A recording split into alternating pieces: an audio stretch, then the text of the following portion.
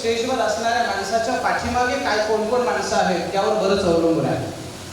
मी Zee talkies वरती म्हणा किंवा टीव्ही वरती अनेक कीर्तन प्रसारित केलेली आहेत आणि कीर्तनाचं प्रक्षेपण होत असताना आम्ही जरी स्टेजवर मी आणि माझ्यासहित 10-5 टाळकरी जरी दिसत असलो तरी त्या सर्व कार्यक्रमाची शूटिंग आणि रेकॉर्डिंग करणारी आमच्या मागे जवळपास 40 जणांची टीम असते. म्हणजे एखादा समोर दिसणारा माणूस आणि त्याच्या पाठीमागे असणारी ही टीम ही कधी दिसत नाही. आज या कार्यक्रमाच्या समोर आम्ही व्यासपीठावर 2-4 जण दिसतोय, पण याच्या पाठीमागे भारतराव आणि त्यांची सर्व टीम ही टीम मात्र दिसत नाही. खऱ्या अर्थानं एखाद्या राजकीय नेत्याचं वजन किंवा एखाद्या राजकीय नेत्याचं मोठेपण तो एकटा नेता वाढवू शकत नाही.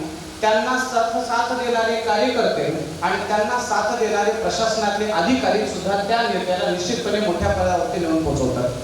मित्रसमने, स्वर्गीय विलासराव देशमुखांचा जिल्हा ज्या वेळेला मी महाराष्ट्राच्या बाहेर प्रवेश करतो त्यावेळेला कुठून आला, आम्ही ज्या वेळेला लातूरवरनं आलो म्हटलो त्यावेळेला राजकारणामध्ये साहेबांचं नाव विलासरावजींचं लातूर एक, अध्यात्माच्या क्षेत्रामध्ये वैकुंठवासी गुरुवारे भारत महाराज बरुरे हरमुलकर यांचं नाव आणि शिक्षणाच्या क्षेत्रामध्ये मग लातूर पॅटर्नचं नाव जिथं जाईल तिथे आल्याशिवाय राहत नाही.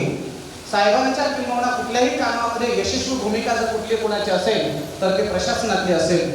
माझ्यासमोर अनेक ग्रामसेवक आहेत, तलाठी आहेत, बीडीओ आहेत, आमचे डीन साहेब, ही सगळी मंडळी, या मंडळींचा आपण निश्चितपणे सन्मान केलेला आहे. वास्तविक पाहता मला वाटतं त्यात जवळपास 14 पुरस्कार आपण दिलेले आहेत, बरोबर? 14. मला असं वाटतं 14 पुरस्काराची निवड का केली असावी तर 14 रत्न आहेत.